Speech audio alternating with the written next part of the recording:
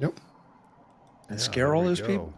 Scare all those people. Scare all those people. Scary time. Oh, speaking of all those people being scared, Brian F. is in the chat room as He always is. Mike destroys his glasses. Excellent. So I was telling Dave, had an interesting moment just a few minutes before we started recording, in that, I have to have this green screen behind me. In fact, let me go ahead and turn that on because of where I'm at. I was kicked nice. out of my normal recording location. The family other issue takes precedence. So I came to the office. Well, here I have to use the green screen because I haven't finished up that wall back there. But I sat down to get everything set up and realized I was wearing a green shirt. So I had to go. I had to go to the MacStock shirt supply over here and pick out a MacStock shirt to throw on instead. So that was fun. Well, I think the floating head idea might actually work on it stream. was cool. a floating head, and then so it was my apple tree shirt. Heck, I could even here. Look, I'll show you what it looks like since we're waiting. Cool.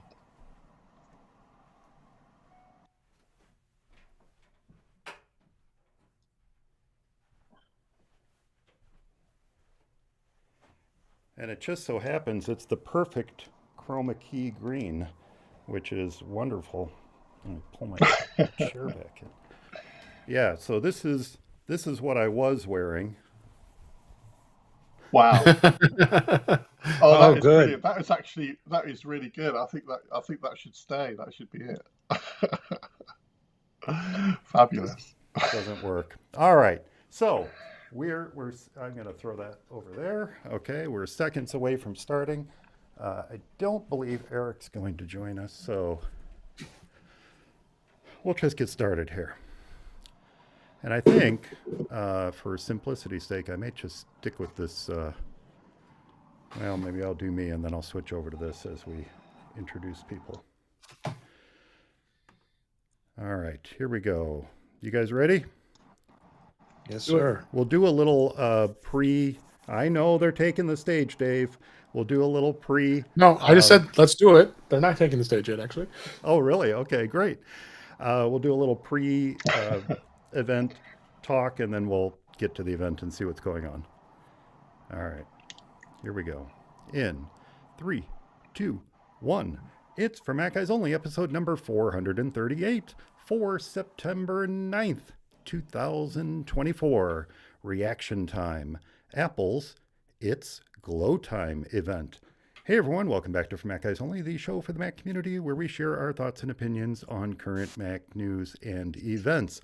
And we are back with another reaction time episode during which we will be providing our live reactions to Apple's announcements as they occur on stage. This time, we're here for Apple's It's Glowtime event, and from all appearances and rumors, it looks as if we may be in store for a rather standard September iPhone event. But let's see what the panel thinks. First up, we have a couple special guests joining us this reaction time, starting with the host of In Touch with iOS, Dave Ginsburg. Hey, Dave, how you doing? Hey, doing great. Thanks for having me here. I was always looking forward to these reaction time events, and this is no different. And then next we have the host of Mac Voices, where I'm sure there will be much to talk about tomorrow on Mac Voices Live. It's Chuck Joyner. Howdy, Chuck. Hey, Mike, thanks for having me. This is always fun to do live, something much different than all of us do as far as our regular podcasts.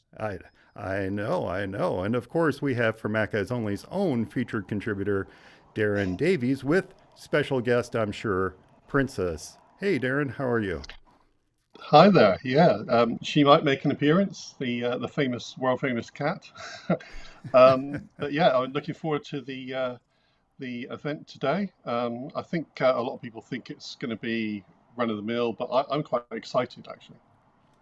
Well, I am glad you said that, Darren, because I would like to start with you. What do you think? Are we going to get any surprises today? Are we going to get any one more things that will knock us off our seats? I don't expect a huge amount of surprises as such, but I'm always excited to hear the finalized content for new operating systems, and especially since now I'm going to be in the market for an iPhone 16 Pro. I can feel it in my water. Aha. So yes, I think that's on the cards for me. So I'm especially interested in the camera technologies and some other bits and pieces. But mainly it's the software for me. I'm very excited for the software side of things. But I think the main, or not to go too, sorry, I think the main excitement side of things, I think we'll see in another event, possibly in October, which is going to be more of a computing side event. So this is going to be more of a mobile side event. And what about you, Chuck? Is there anything from the rumor mills that you are really hoping will be announced today, or is it just another iPhone event? Mike, I don't think it's ever just another iPhone event because it's always bigger and better. I'm notoriously one for not paying attention to the rumor mills because they go up, they go down, they change them every 10 minutes. So Yeah. I'm kind of looking from what I've seen. I'm expecting iPhone and AirPod and of course Apple Intelligence. Other than that, if we get something else, fantastic. But Yeah. that would not mark it as a disappointing keynote by any means. Oh, no, of course not. And we can't move on without comments from Dave. As Apple takes the stage here, Dave, I want to wrap up with you because you're going to have plenty to talk about this Thursday on In Touch with iOS. Any predictions for today? Well, one of the ones that stood out to me was I didn't think it would be as a new AirPods Max headphone. That's going to come, and definitely Apple Watch and iPhone is going to be for sure. So, but I think that AirPods Max, that was a last minute rumor. I think that might happen now. I just saw that Saturday, I think, that there might be a new AirPods Max. It's about time. Yeah, oh yeah. I mean, I got a pair that I just bought for my wife, and it's got that Lightning connector, which is so annoying. That going to USB-C will be nice. Oh, the trials and tribulations of Lightning connectors. I know. Everything they I have all these is extra Lightning. cords. I'm slowly going away. We're all USB-C family here with iPhone. So yeah, no, that's right. It's so much more convenient, really. I mean, when everything is USB-C, and that's a much better way to go in the long run. Here's the important question, though: are you within your 15-day or 14-day return period if you just got a pair for your wife? Oh no, I bought it a couple months ago, so that's okay. Okay. Well, let's see. Is Apple taking the stage? I know, Dave, you said that they weren't quite there yet. They are. It does look like they're on stage, though, and maybe starting with the watch. Apple Watch looks like. Yep, they're showing images as we speak here. Yep, Series 10 was just announced. One of the big rumors of that was a much larger screen. Right. I don't know how I feel about that. I feel as if the screen is kind of the perfect size now, or was the perfect size with the Series 9. Do we need a bigger watch? Tim just said biggest and thinnest. So well. So we're kind of out.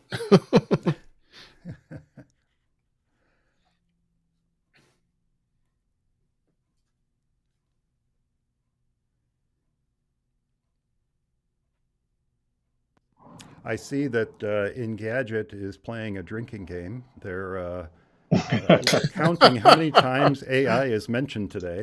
First AI mentioned, drink. Although they do say parenthetically it's water that they're drinking. So I'll take a sip from my water as well here.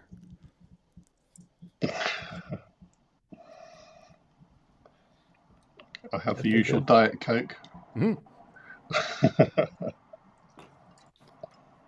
It announced they're showing comparisons between the Ultra 2 and the Series 10, and the size is slightly bigger. Well, that's an interesting topic. I had seen I saw one blog post earlier this week. I think it was just this last week where someone asked the question, do we need another Apple Watch Ultra with all the features that are rumored coming to the 10? I think the answer to that is the durability and ruggedness of the Right. Ultra, but what do you think? Is the 10 going to I- be just fine Yeah, for I most think- folks? I think most, I mean, I've not, and you know me getting latest and greatest. I have not gotten the Ultra for all these years since we had the Ultra 2, and I know there was rumors now, last minute rumors saying that they're not going to introduce an Ultra 3 right now. So, so I think the focus is really put on the Watch 10. So, yeah, it's nice. I like the fact it's slightly, as long as the bands, they're staying with the bands. We're at 10 years now with the same size band or retrofitting to the bands, but we'll see here. They haven't said anything yet here. So I did hear a rumor that the bands might change, and that would be disappointing for my collection of watch bands that I have. the same here. And that's something I've avoided. I think I have 3 watch bands is all. And so, I wouldn't think that's a tragedy. I'd rather have them just make the jump and do a new one and have it fit as opposed to try to force it. So we'll see what happens. That's a good point.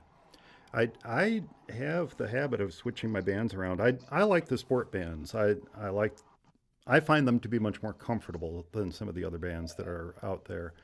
And I have to admit that the band I have right now, which was last summer's Pride band, this is the longest I've gone without swapping my bands out. Normally I swap them out every couple of months or so, or when we take a trip or something, I try to color code the bands to what we're doing. But this is probably the longest I've kept this band on. I really like this one. Yeah. 9.7 millimeters. That's how thick it is. I think it's probably about time. Yeah, it's thinner, and I think it's about time that it's okay for them to change the band mechanism to a new type, because else you can't move on with the technology. It's been, like you say, it's been 10 years, and that's a good run. It is a good run. Darren, it's what I was referencing before, that 10 years. I mean, how many of our Apple products that we got 10 years ago, are still in use or still at the top of the line? So it wouldn't bother me at all if we did this. And I'm sure they're going to get nasty emails about that. It's like, well, I have a collection of 500 watch bands, and it's like, well, okay, sorry. Well, that's it. There's a good, extremely good second-hand and third-hand market for Apple products anyway. They keep their value. So moving on, early adopters like yourself, Dave, you can move on to the newest and greatest, and then the other products we have trickle down, and you can resell things and so on. So it's like you say, Chuck. It's okay timing wise, I think. I wouldn't be stressed. Just think, although, sorry, carry on. No, well, just think, now you have the chance to start your collection all over again. Yes, an opportunity, you could say. Well, it's interesting that here's Apple announcing the thinnest, largest Apple Watch in history with the first ever wide-angle OLED display. Lets crystals underneath emit more light, brighter from all angles, and we're talking about watch bands. Well, they have a new color, jet black. Oh, nice. Yeah. Polished by silicate nanoparticles. Wow. That's impressive. Cool. The announcements are going past very quickly. It's difficult to keep up. Yeah. Well, they've also said that this has, I guess, better speakers that we're playing music and podcasts, which of course is near and dear to our hearts. But also just the idea that that's always something that they can improve and need to improve. So. Yes, of all the ways we can annoy those around us playing podcasts through our watch is number one on my list. Better than the boom boxes, Mike. Better than the boom boxes. Yeah, that's There you true. go. I think add titanium. The polished titanium is a new metal now they have for the watch. Of course, that's going to be pricey, I'm sure. You know, it's interesting that the comparison they're doing of screen sizes is between the 6 and the 10. As far as I know, the 6 through 9 were all pretty much the same screen size, were they Yeah. not? I think it went to like 40. I think when they started at 44, then to 45. This 9 is a 45. It's 45, so... 45 millimeter. Just thought it was interesting that it's the 6 they're comparing to. Well, this is good. The Series 10 is the fastest charging Apple Watch ever, getting to 80% charge in 30 minutes only. So that gets around any lack of battery issues because you can charge it so quickly. Yeah, that's nice.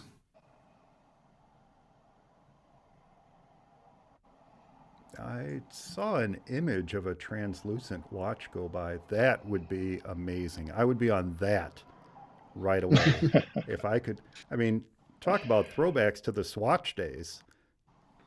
Oh, wow. You could probably simulate that with a nice wallpaper background on your watch to, like some of the case designs. I can't remember which one it is. I think, is it Dbrand or somebody? They make some nice case designs where it's essentially an X-ray of the device you put the wrapping on.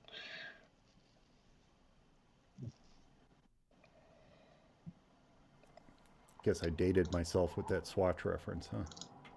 Wow. I was thinking that, but I wasn't going to bring it up. Wow.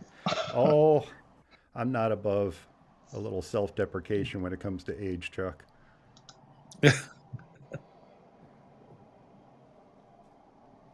The titanium is a nice upgrade. We were stainless steel with the 9, so this is the first standard watch with the tiny. And it sounds like that's replacing stainless steel, but it should make it quite a bit lighter. No? Yeah, it weighs 20% less. Oh, yeah. Oh, 20% less. Wow. Yeah. Which does makes a big difference.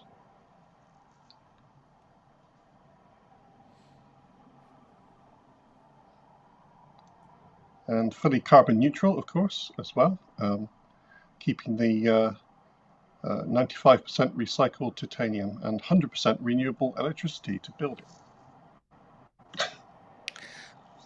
I see a number of previous features going by that we've had in earlier generations of watches. Anything truly new that they're announcing for today? And I'm sorry, Chuck, I didn't mean to interrupt you. Go ahead. No, that's all right. I was going to ask Darren. My impression from what I've, trying to talk and listen is interesting, but the titanium version seemed to be. I wasn't clear on whether it's going to have a screen or not. It almost sounded like it was just going to be that, but I was a little confused by that. Maybe that's just I missed something. I don't see any mention of any screenless type options there. Yeah. Perhaps the first ever Apple Watch with physical hands, Chuck. Wow. Could be. I don't know, Mike. I mean, it the way they were presenting it with the reflective. I don't know what now I forgot what the phrase was. So I'm curious to see how it will provide alerts or have app usage with it. But it's gorgeous just as it was. Throwing a curveball. Yeah. I mean, if they really wanted to throw a curveball, they'd put gears and physical hands on this thing. Yeah, that would be a curveball. No, I didn't see anything about that. Excellent. Yeah, sorry, a US 10 chip, 4-core neural engine inside with support for crash detection and fall detection. Same thing.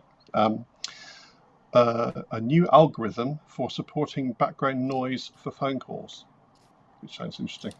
That'll be nice. Yeah.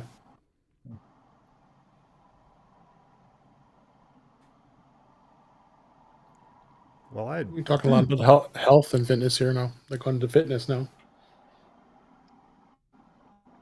Yeah, that's But it. the I mean, sleep that's the apnea, main reason for it existing, isn't it? But Yeah, sleep yes, apnea, yes, yep. the they were next thing talking is about the sleep yes, apnea detection and saying that sleep apnea detection. it will also be available on Series 9. So I And guess the Ultra 2. that's Series. Excellent. Yeah, so I guess that's a software update. Interesting. Yeah, I don't mean, have to there's worry a lot about of that. new I know I things you have can it. detect. There's quite a few things you can detect by using existing sensors, but gathering the data in different ways and using different algorithms to gather data together that for different meanings that are hidden in the data that was already there. But yeah, fantastic work on the software they always do with the new OSs, which we'll find out about later. The thing is, I don't like to wear my watch when I sleep. It drives me crazy. So I don't know. Measuring that's not going to be relevant. I do every night. I do every night. No problem. Yeah, I think we had this discussion on, was it In Touch with iOS, Dave, where we were talking about wearing the watch at night, and I said I do have to keep it on mute all the time though, because the email notifications, well, one, they drive me crazy during the day, let alone at night. But the constant bzz, bzz, bzz all night long does occur, but it's a lot less noticeable if the watch is off the edge of the bed. Right. So would you sleep with it like dangling over the bed, Mike? Is that Sometimes, what you do? yeah. Or just hang it over the edge, right? Wow. Yeah. I have direct from Apple. Remember the iPod socks? Well, Apple also released a little known peripheral. It's a stand that goes next to your bed that you can rest your arm in. It's quite nice. Quite nice. It was only $499. Yeah. It turns out though, I was resting my arm on it wrong. So, well, there you go. Yeah, you'll have to put a bumper on it soon. oh, good gracious! It said nothing about the bands. Into the Apple Watch at some point. I'm sorry, Dave. Oh, nothing about the bands yet. Yeah, good point. They said nothing about the bands, so I think the bands are staying the same. Oh, we could pre-order it today. So now we're going to Ultra. Thought maybe we will have a new Ultra.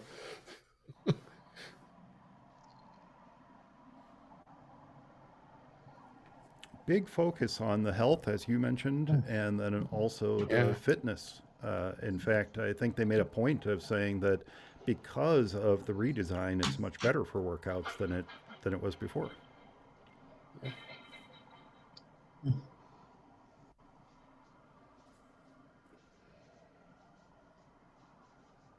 Oh, I completely missed this. So apparently the workout app is going to show water temperature during swims. And they also said it's going to be rated at 50 meters. A new workout app option for not just swimming but snorkeling and more water activities. I do like that temperature detection for the water. That's quite good.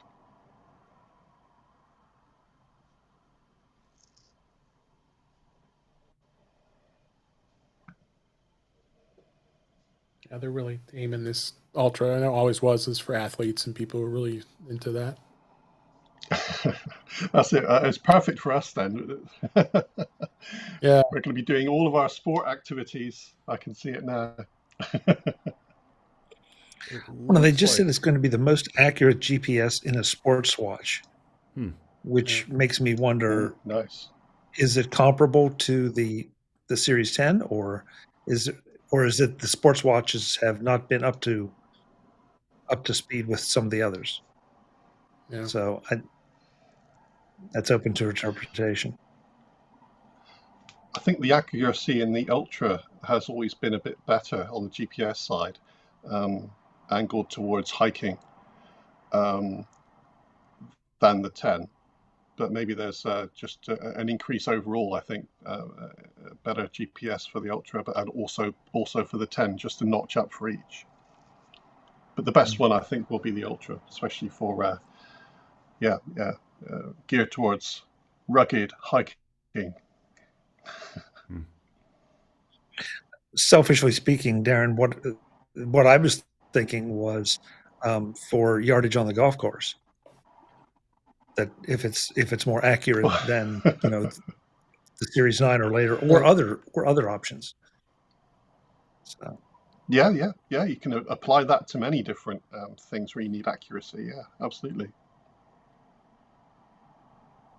Well, I was going to make a comment that I was always pretty amazed with the accuracy of even my original Series 3 watch. When you open up the fitness app and you look at the path that you took during a walk or a run, or, well, in my case, a walk, the accuracy of that, including showing when you cross the street, things like that.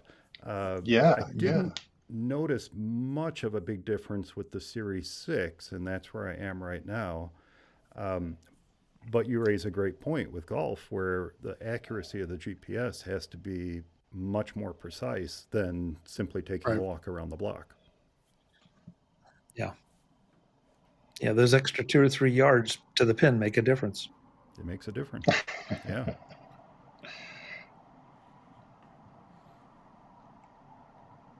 I have a new color for the Ultra 2, satin black. Losing. Oh no.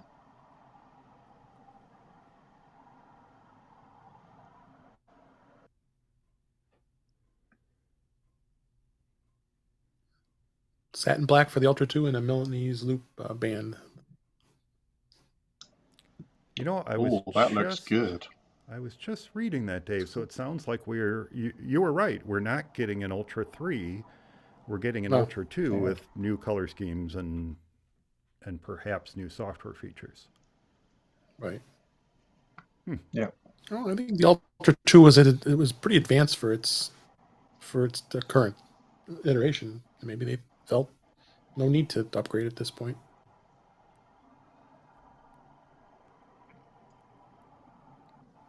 Well, the satin black does look nice, and they refer to it as extremely scratch resistant.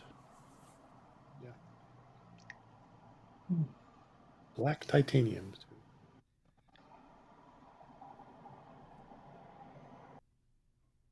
36 hours of battery life. Oof. Wow. It's truth.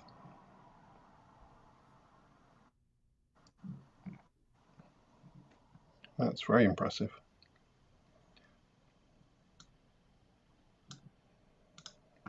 Most days, together with the much faster all they really did was they added a new color. Excellent. New color. Yeah. Most days I'd say I can get around 24 hours out of my Apple Watch. That's the Series 6. It starts to get pretty low at the end of that 24 hours, but I can get a good 24 hours out of it. But it does depend on what I'm doing. Sure. And then was just presumably as well. By the way, how you configure it. Well, sorry, just a bit of a time delay there. Presumably, how you configure it. If you configure it to do less tasks, then it will use less power and last longer as well. So sure, maybe diving into all those settings is a really good way to extend battery life. Certainly, that's true on the phone. So it probably is also true on the watch as well. Yep. I was gonna say they just had a brief. Oh, by the way, the Apple Watch SE, and then just moved on. So, new version number, SE. No, same. Just.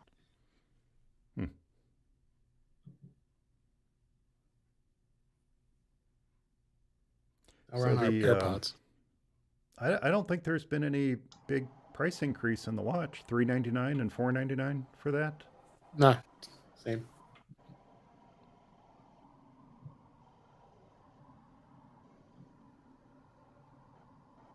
And then I believe I saw that the Ultra starts at $799.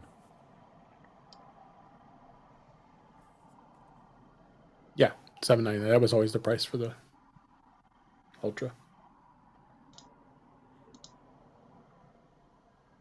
They're now on AirPods.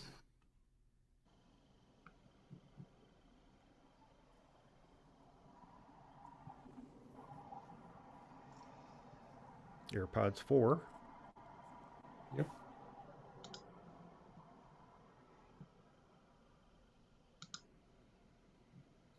Did he refer to them as regular AirPods? I see that on the Engadget blog. I'm looking at Mac Rumors. I don't see a new generation of regular AirPods. Yeah, that's all it is, because it's not like the AirPods Pro with not the Pro, not the Max. The cup, the interchangeable cups. Yeah.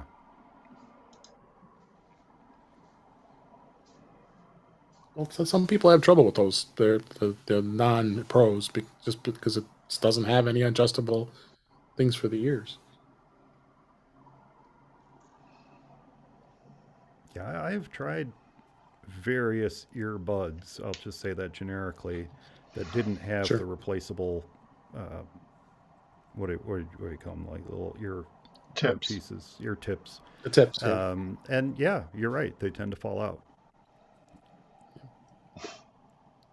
I know my wife could never use them, and she tried a number of them. Yeah, I must admit I prefer over-the-ear styly.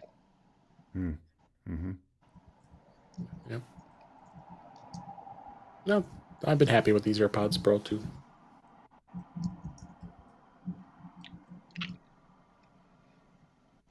Oh yeah, they are extremely popular. I see so many people walking around with them.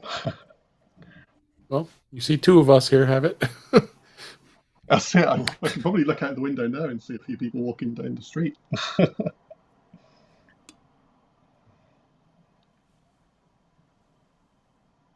Talking about being able to use the S Lady to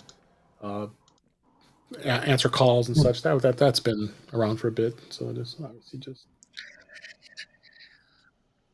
But they're still saying the noise cancellation is even better. So. Yeah. Oh yeah, definitely can improve it. Absolutely. So it's all down to that new H2 chip. Second model.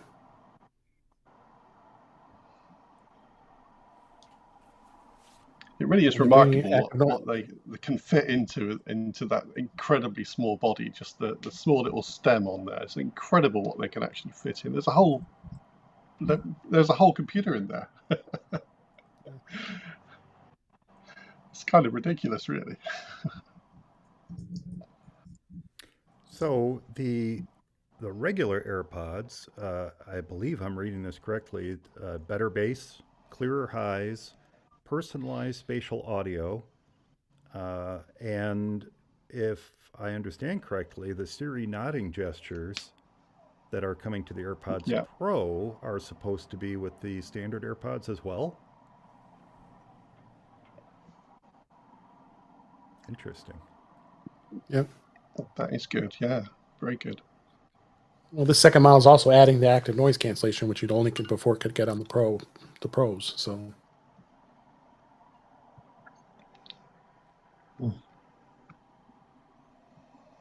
That's new conversational awareness. Adaptive audio.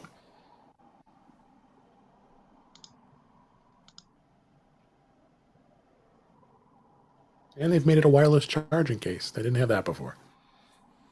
See, I was just reading. USB-C charging case is smaller, and you can expect up to 30 hours of battery life total, which I assume means the life of the AirPods plus the life of the AirPods after charging in the case. Yep. Yeah, that makes sense.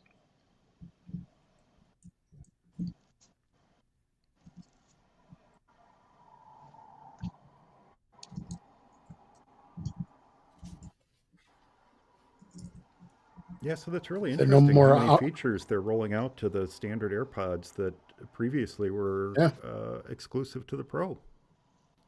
$129 and the noise cancellation $179.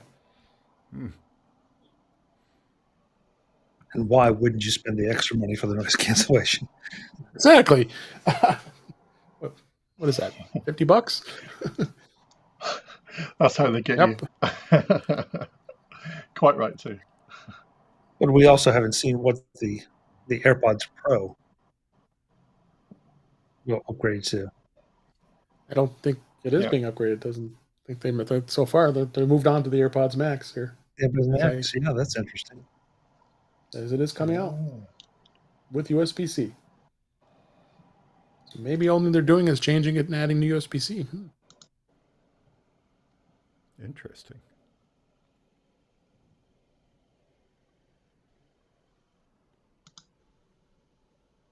That's all they did new is they purple added mic, that's USB-C great for you. and a purple model. Wow. Come on, I'm sad. I got these stupid things and now I can't. They have lightning.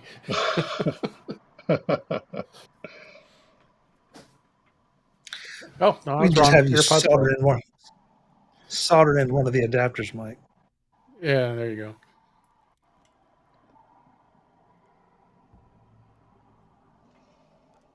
They went all out on the AirPods this time around here. Jeez. Here we go. Yeah, the pros. There are pros. I didn't think they'd not show some love for those.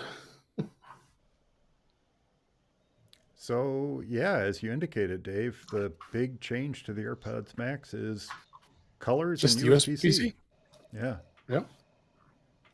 I have to say, purple and orange are, I could be all over those colors. I like bright color electronics. So now you're probably going to start seeing some good deals on the ones. I'm sure there's plenty of stock with the Lightning, because when I bought these, I think I paid $399 for them. So yeah, there have been some really good deals on the AirPods Max for quite some time now. Going back a year or more, you could get them regularly on sale for a steal, really, compared to what they were originally. And that's when they start to compare very favorably to the other brands.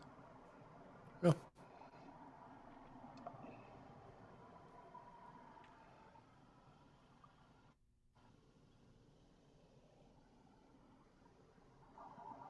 I presume the previous colors are still available, or is it only black, blue, purple, and orange?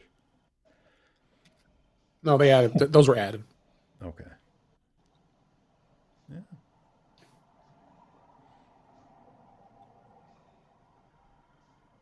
I haven't seen a picture of that yet. Sometimes what Apple refers to as purple is more of a lavender, so I'll have to see what that purple actually is. Yeah, it's saying in the feed here new colors, adding to what's already existing. If it's a nice, rich, deep purple, yeah, I like that. Deep purple, it looked more, the video looked more like a pastel, purple pastel. Pastel purple. That's pretty common of Apple. I have a question for you, Dave. Actually, about the over here for headphones. There's no physical controls, so far as I know. I don't know how you interact with the headphones when there's no. I just happen to have these here. These are my. No, there's a physical control. There's the spin dial at the top here. I can show here. That's right, okay. Right at the top here. One physical control. Yeah. It's tricky. A little bit It's tricky for me it's just because like a watch. I would probably be in. Yeah. Okay, I'd probably be in the market for them, but because I use so many other platforms, I can't quite envisage, especially when those other platforms don't have as good Bluetooth connectivity and software-wise to auto switch things. I don't know how well they would work with alien machines, shall we say, all sorts of things, Linux machines, Windows machines, conferencing systems, who knows. It'd be great with my Apple kit, but I'm never quite sure how well they'll behave with other things. I'm sure they thought I also like it works perfectly well. I'm just sorry.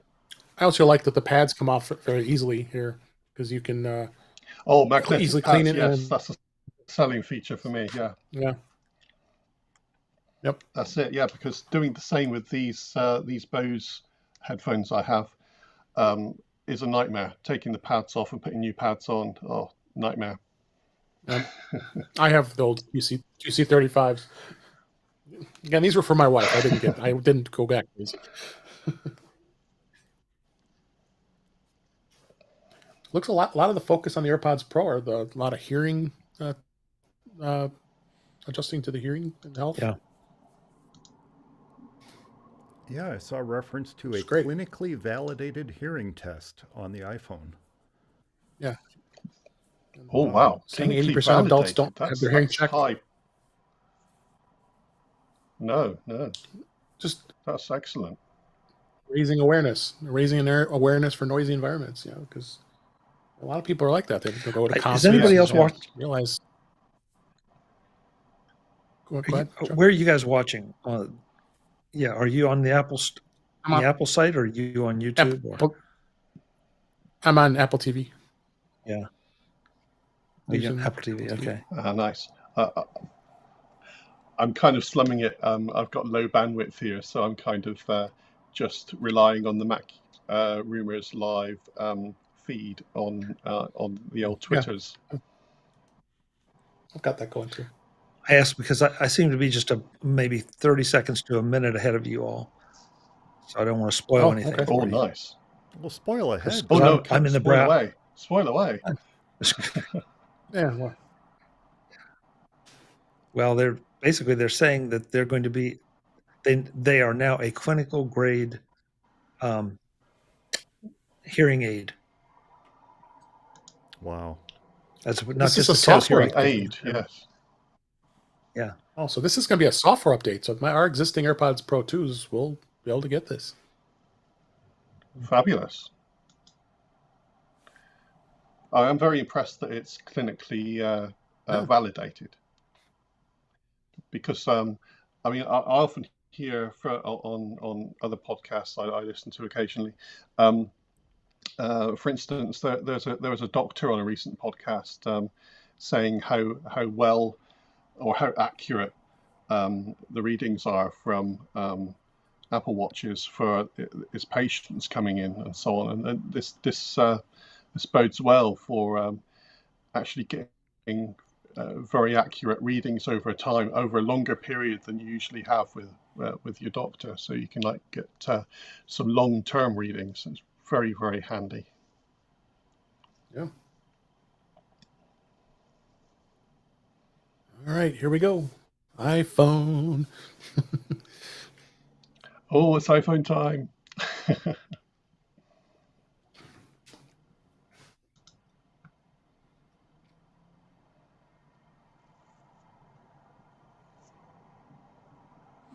Okay. I know the iPhone's coming up. I know the iPhone's coming up, but I just wanted to comment on the clinical hearing aid aspect of the AirPods Pro. Okay. Apple is still waiting to receive clearance from the FDA and other regulators before they can officially promote that feature. Right. Excellent. Okay. No worries. I did saw that. Forgot to make that comment. Goes. Yeah, the way the FDA goes, we should have that in time for Halloween next year. Yeah. Sorry. I was thinking perhaps sometime around the AirPods Pro 6. Maybe. Right. I was trying to be optimistic, Mike. Wow.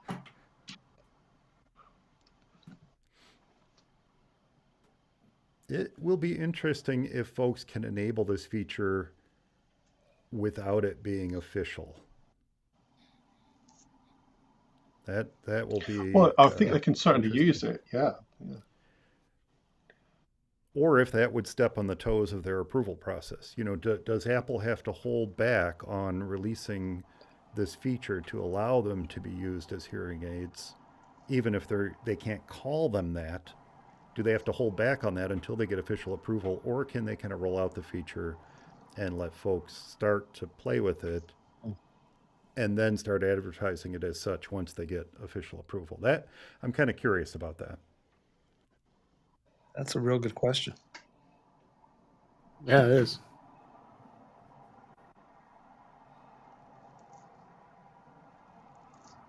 I do admit I Ultramarine like the new teal and camera pink. arrangement on the iPhone 16. Yeah. Yes. Yeah, it's kind of vertical. It's a vertical Straight instead of that diagonal arrangement. Yeah. Absolutely. For spatial Well, video. but we haven't seen the Pro yet. Right. Yeah, The the Pro Pro will be has, the third has, one. has 8 cameras on the back. Maybe it'll be symmetrical. Just Yeah. just have the 8 vertical cameras. and then one to the yeah well, like one of those Android phones. 2 in each corner, Dave. Yeah, exactly. So they I can think, record I in think it'll be 4D, the right? two side by side, and then I think it'll be the two side by side, and then the zoom in the middle. Yep. So they're continuing on with the iPhone underneath Plus, it. iPhone 16 That's- Plus. That's interesting. I'm surprised that it sells as well as that well. So Well, there's a question. I mean, because the normal iPhones are getting, as I say, well, saying quote quote normal iPhones are getting so good now. If you were in the past in the market for a Pro, would you ever consider dropping back down to the non-Pro versions? No. absolutely. No. No, Yeah. the whole reason I went with the 13 over the 13 Pro is because the Pro did not come in the colors I wanted. That was the whole reason. That's the thing. Oh, The colors. non-Pros always have the better colors. Yeah, This is true. the iPhone 13, the 15, the 16 now, the better colors are in the standard iPhone, not in the Pro. The Pros are always muted. They're boring colors. I want a nice bright, like I said earlier, I like bright colors for my electronics. And I did not want a boring old black or gray iPhone. So I went with the standard 13. So Are absolutely. you calling Darren. my phone? Are you calling my phone boring, Mike? It's like calling my girlfriend ugly. Don't do I would that. never call your It's girlfriend boring. ugly, It's boring phone. but I would say that your phone might be a boring color. Yes, Chuck. To me, to me. We'll talk after the podcast. Oh. I must admit, I do like my black colors. So I like black, and black to go with black. So it's very nice. I am a little concerned about Chuck equating his phone to his girlfriend, but that's for after the podcast as well.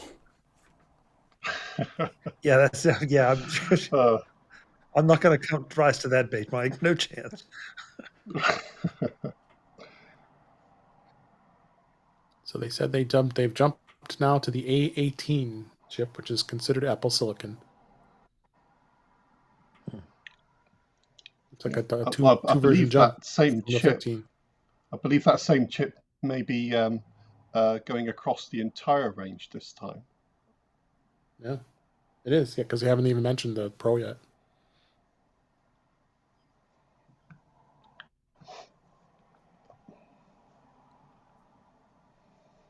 I'm quite interested in this capture button idea. That could be very flexible with potential touch controls for zoom. Though I don't think they've mentioned that yet. They're saying 30% faster from the 15 to the 16. Oh, well, they have mentioned it actually. Slide controls allowing you to slide your finger to control features using the touch button, the new button, capture button. Yeah.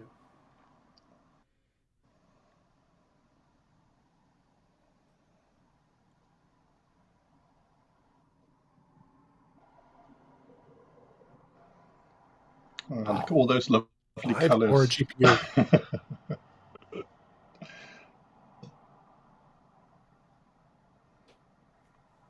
I think that 40% faster on the GPU.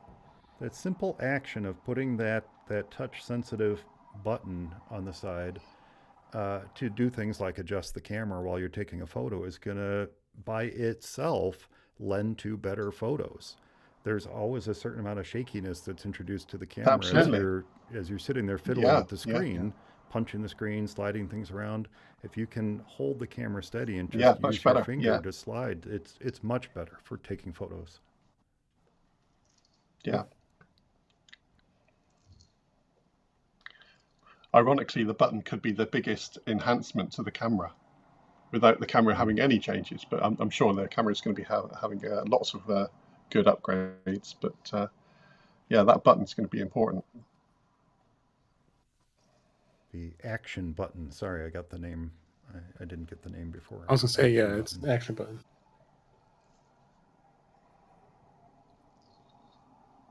What would that be without Craig?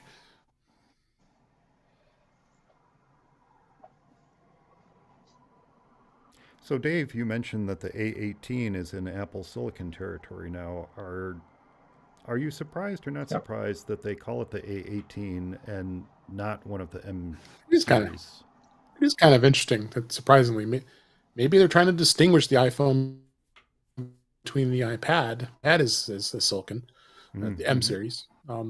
Maybe they feel they want to keep, just maybe on pure marketing. I don't know, but it is interesting that that it's only that it's set to A18 as opposed to like an M4. Right, exactly. Yeah, that is strange. I mean, they could simplify things dramatically by just they've already put an M4 into an iPad, and M4 Max are coming up soon. They might as well. I mean, it's the same class of chip, as you say. They might as well just call the A18 the M4 anyway. And Yeah. I mean, maybe they want to distinguish the iPhones from the rest of the line. I don't know. Yeah. yeah, I don't quite get it. Yeah.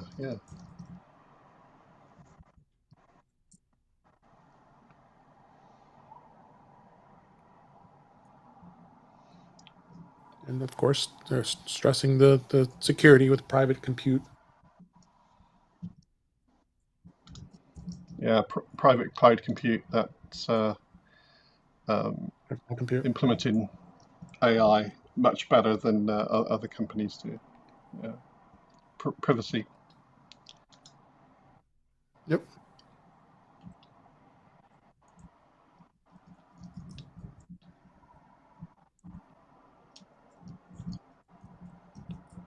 Yes, I specifically like how they've implemented the AI features across iOS, iPadOS, sorry, and iPhone OS now. I think it's Yep. a very good implementation.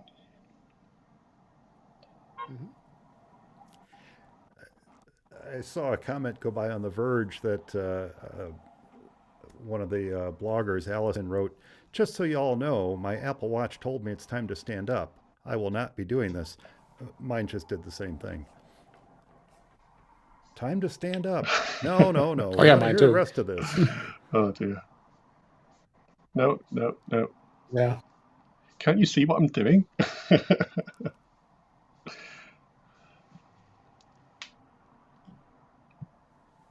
Now they haven't. That's where intelligence comes in. It'll be. Sorry, carry on. I was just going to say they're talking about the security and privacy of Apple Intelligence, but they haven't really addressed clearly what that means when your requests are passed off to Chat GPT or OpenAI. What happens at that point? How much of their privacy and security kicks in when it's being handed off to a third-party company like that? Well, I think that the Apple servers are in the middle of the request. So instead of your entire question going directly from your device to, say, ChatGPT, it would go through Apple's data center first. That interprets which parts of those questions can be handled on the device, which parts need to go off. And it's also abstracted away. So the GPT servers don't know where the question's coming from. It's coming directly through Apple. So Apple is acting as the middleman and not necessarily giving your entire question over to a third party. So it is more secure in that way. And I And more ask this private. with all seriousness. I'm asking this: do we know this for certain, or is this supposition? I don't know. I don't think we know this. Well, judging by how the APIs work and how you interact with that as a developer, that seems to be how requests are interpreted. They go through Apple's data centers and silicon first before they go off to a third party to get an answer. So it doesn't go directly from your device to a third party. It goes through Apple servers first, and then comes back through Apple servers as well. Okay. Which is a big difference to how the other guys work. They just fling your questions off to the third party without worrying about the consequences. Fling your questions. I like that.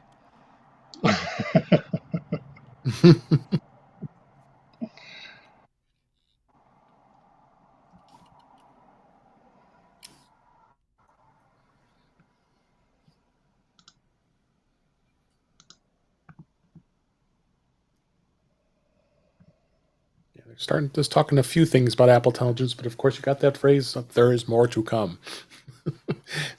So not everything's going to be yes. It's not all going to be there on day one. No, there's going to be quite a few software updates to come until it's all in place.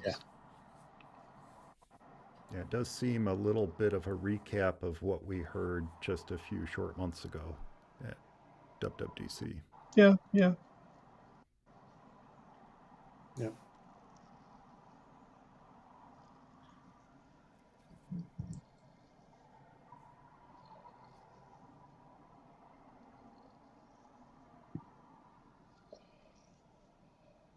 We did talk about Siri's going to follow along, even though you stumble over your words. You can now type to Siri directly. That was interesting. Yeah, more conversational. So you can start off a request and say, "Oh, I didn't mean that. I meant this," and it will understand that you didn't mean that thing that you started the sentence off with. Yeah. And there we go. Next month. What was that, Dave? So a lot of these features will not be available till next month in software update. Oh, interesting. Yeah.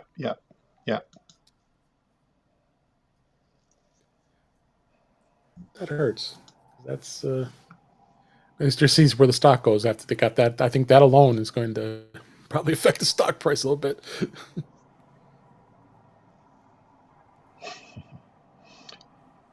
Oh, something cool for the iPhone 16. Oh, what's that? We're going to find out. Craig is going to tell us. Visual intelligence. Oh, yes, yes.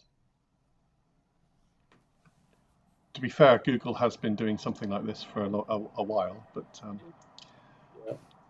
Apple pick it up later, but they often do it right. Yeah. So he points it to a restaurant and gives you the information about the restaurant. Yeah. Completely sidestepping the fact that you're 10 feet in front of the restaurant and could just go in and ask. Right? Walk up to look at the menu. I mean, wow. Man, why? You can look at it right on your iPhone. You are tough. I'm just saying. I'm right here. I could ask. Tough crowd. Tough. And then you see somebody with their dog and you want to know what kind of dog it is. You just right there. Arf. Yeah, you could ask the dog owner. Yeah. What kind of dog is that? Or else we'll all be talking to our AI. Dog owners can be a suspicious lot. You know, randomly taking a photo of somebody's dog can... You can be on the wrong end of those teeth pretty quickly. Wow. Even the head one, you point it to a bicycle you like that you walk past, and it'll tell you about it.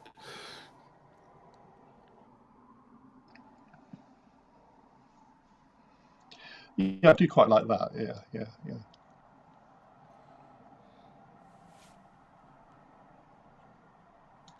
Oh, yeah. So here's instances. You're right, Dave. The instances where you can tap to search Google for the information, or you can tap to search ChatGPT. Yep. Yeah.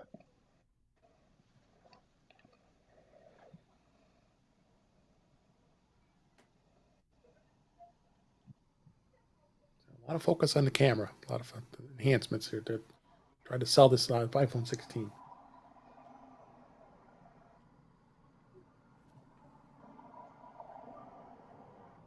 Well, I think in truth, that's generally the thing that does sell the Yeah. new cameras.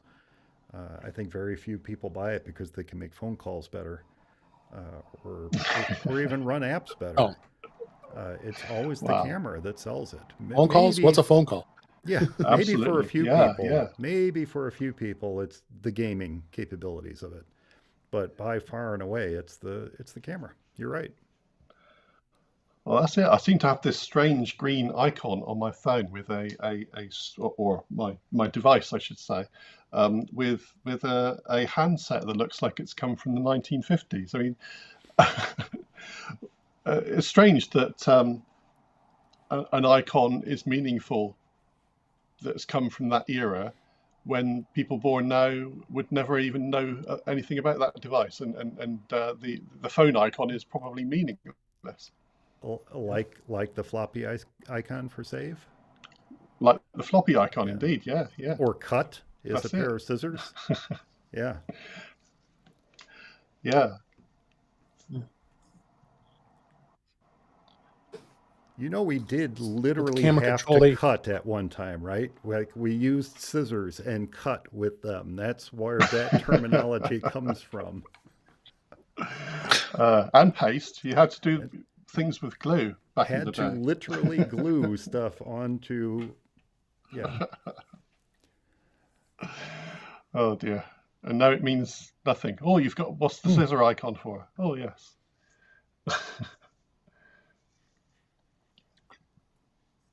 Ooh, some of these new Yeah, this- control options for the camera are really slick. Yeah. Really cool. It's got the taptic feedback. Did they show that internal of that?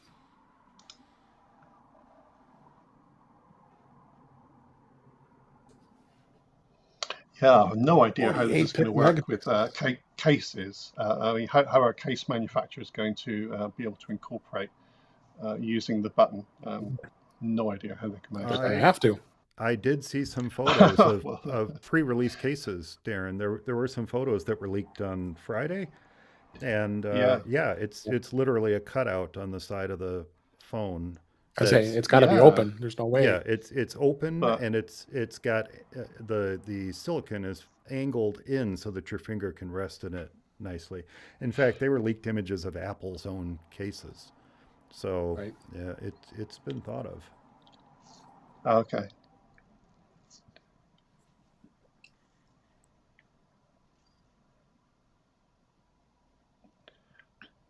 48 megapixel main camera with 26 millimeter focal length. Wow. That's just on the 16. That's on the 16. Yeah. Yeah, we've not even got to Pro yet. And it has better colors. It does Yeah. have better colors. That was for Mike. Yeah. They're way better colors. Yeah. Oh, I'm excited about these colors. I like these. So it's a Oh, fusion. can distinguish between a full click and a light press, just like a proper camera.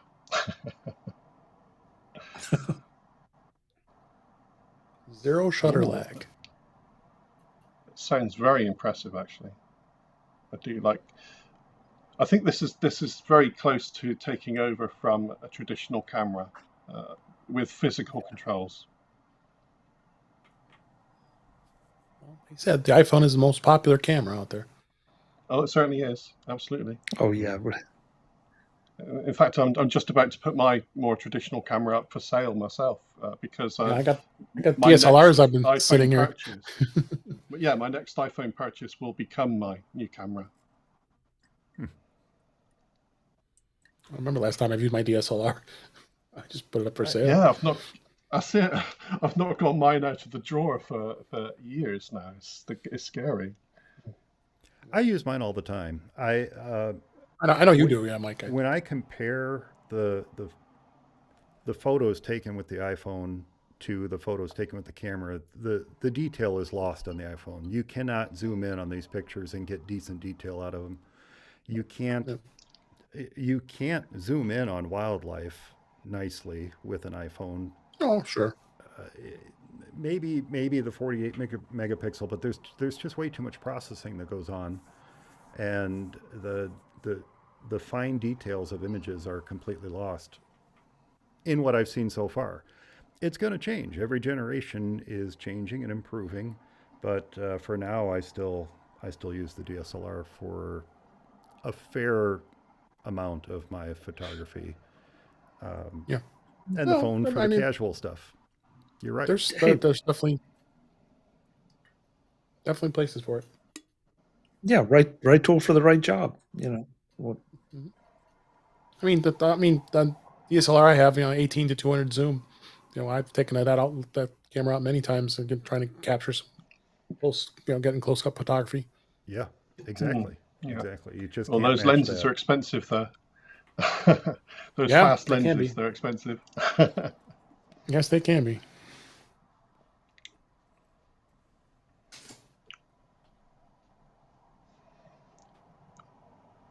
I must admit, I have been getting some extremely good results from even my iPhone, which is old by today's standards now. It's an iPhone 12 Pro, but turning off JPEG mode, going full featured on less processing, for instance, you can get a lot. You can get a huge dynamic range.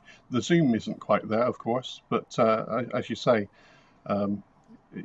you kind of change the law of physics, as Scotty said. Right. Yeah. The other big thing that turned out with the camera is you can now capture spatial photos and spatial video on the iPhone directly, which will now be nice with my Vision Pro, so I'll be able to see them on there very nicely. You will indeed. Subtle plug for your Vision Pro there, Dave. It is. Well, anybody who has a Vision Pro will be able to see it. But I think you could see it on the phone too. It just won't be the same experience, of course. Thanks, Dave. No more nudging. Nudging. You weren't here when I brought it on camera. I won't put you through that.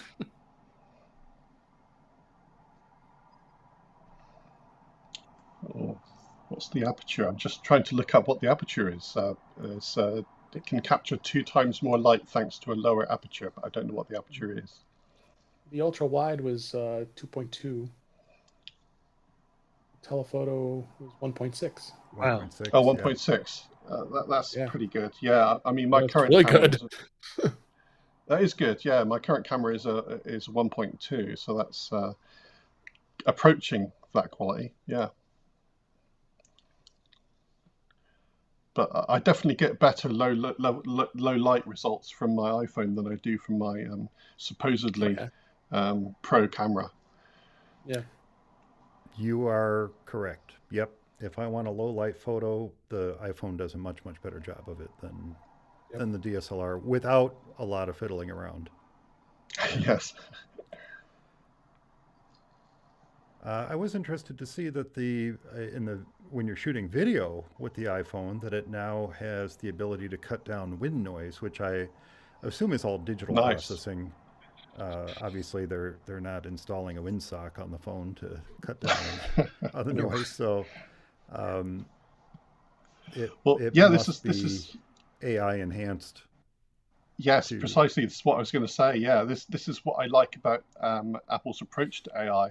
They're sort of sprinkling lots of AI's features around the standard feature set, so that you may not even notice AI is involved, but it is there, improving every little aspect.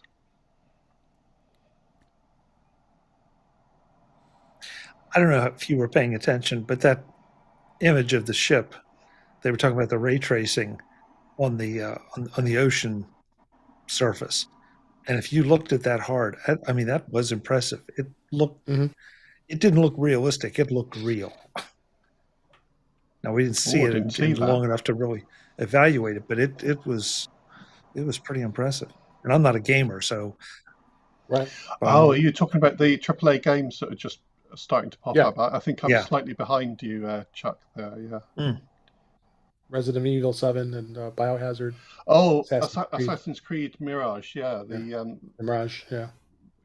game rendering, graphics quality, taking advantage of that nice GPU.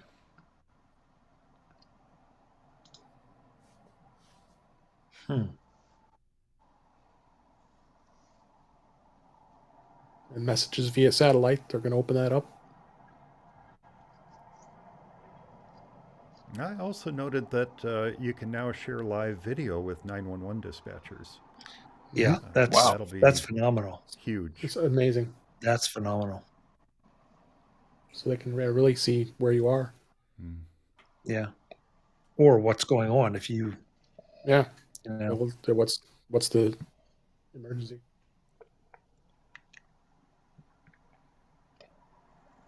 More countries for roadside assistance.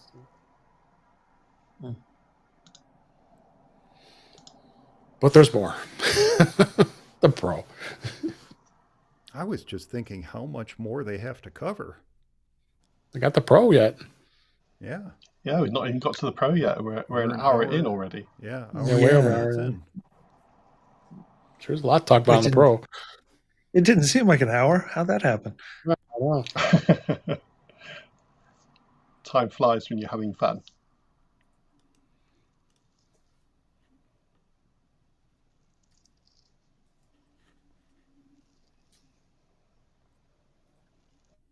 This is where the OS can shine, working with the new hardware, bringing better battery management, increasing the, giving a nice big battery boost, just pretty much mainly in software.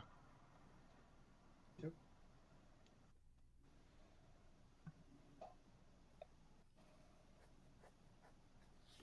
Oh, and the CPU, of course, as well. Yeah, that does make a big difference. Yep.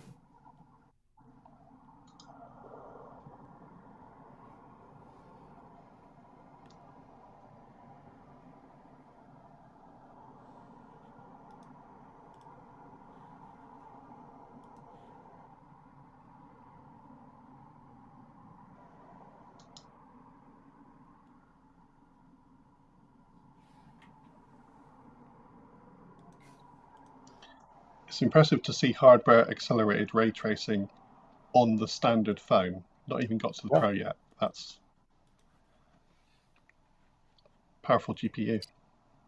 Yeah. Hey, we got the horsepower. Why not? For sure. Yeah, exactly. Yeah.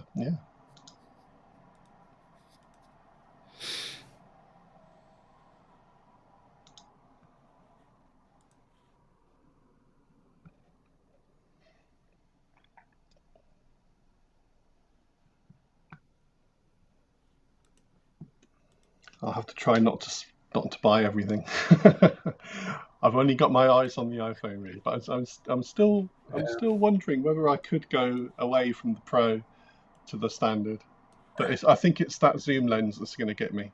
They stick with the same price: $799 for the 16 and $899 for the 16 Pro, 16 Plus. Excuse me. Nice. At 128 gigabyte storage.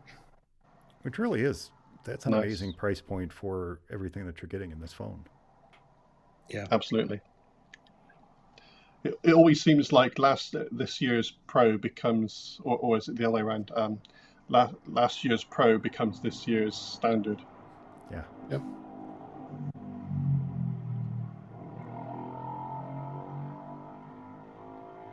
Somebody's car. I hear that traffic by you there, Darren. I think that's Darren's traffic. Oh dear, yes, indeed, yes. I think you just heard a motorbike go by. I think about what I need to do in editing later. Of course. Oh dear. I'll leave it in. I'll leave it in. Yeah, it's no big deal.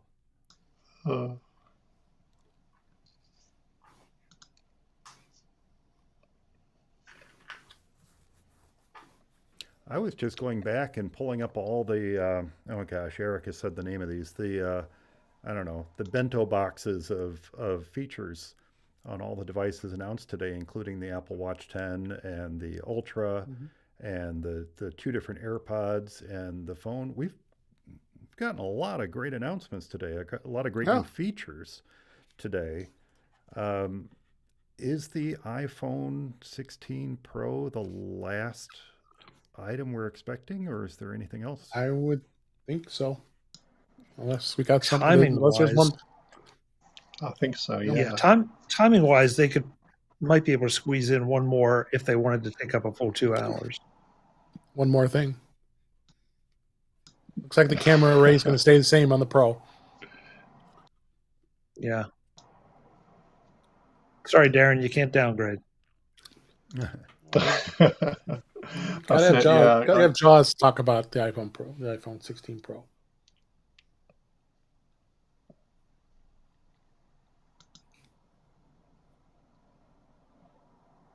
In the dark.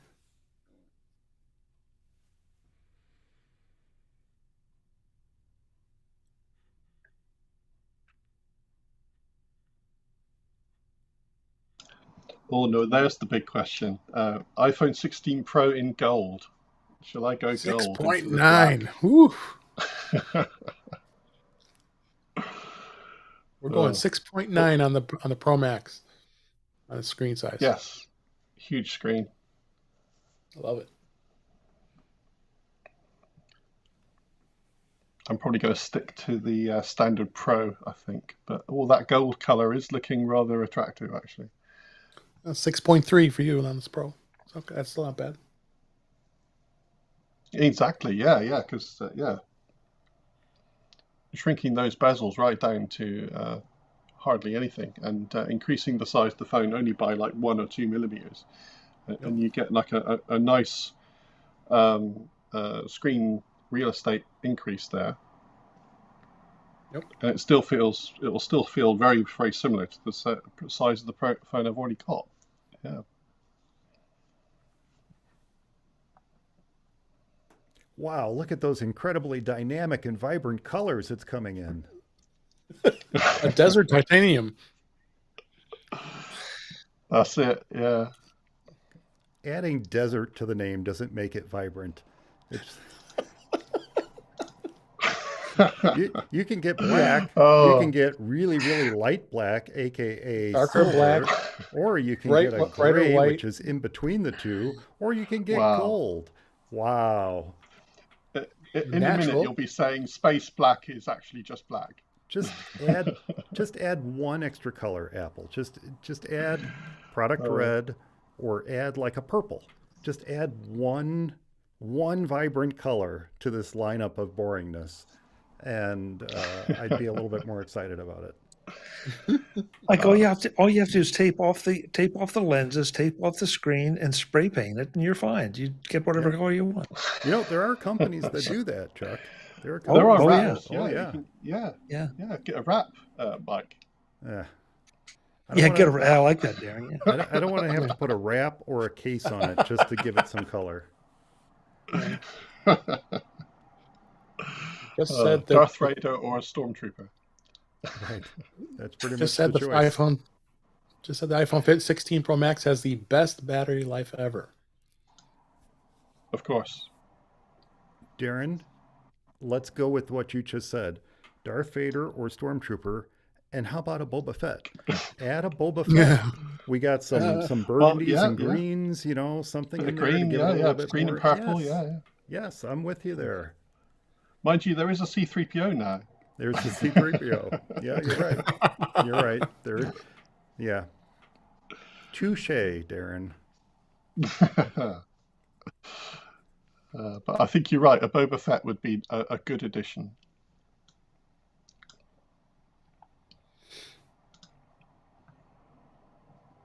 Now, other than the camera, Dave, how much more can they show us with the Pro that they haven't shown us already with the 16? Oh, there's a new Pro chip. That's what they could show us. Yeah, it's going to have more GPUs in it. Cores, I mean. More cores. And of course, 120 hertz ProMotion display, which isn't on the A18 standard phone. Pro. Yes. Not your standard A18, your Pro.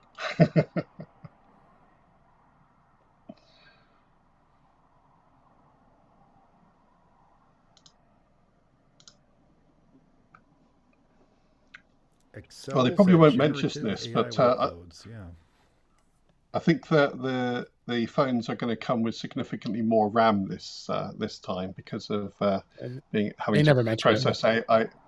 No, they won't mention it. Yeah, but yeah, we'll just have to see in production how much RAM they actually have. Yeah. Oh, you know, I fix it and everybody else will be reporting it. Absolutely.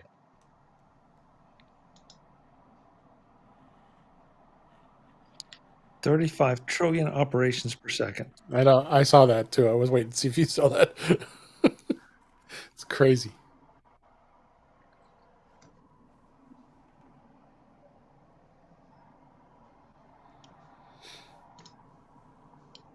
It certainly is crazy for a phone.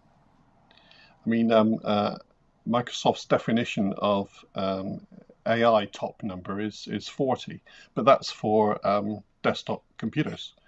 So yeah, 35 for a phone is very impressive.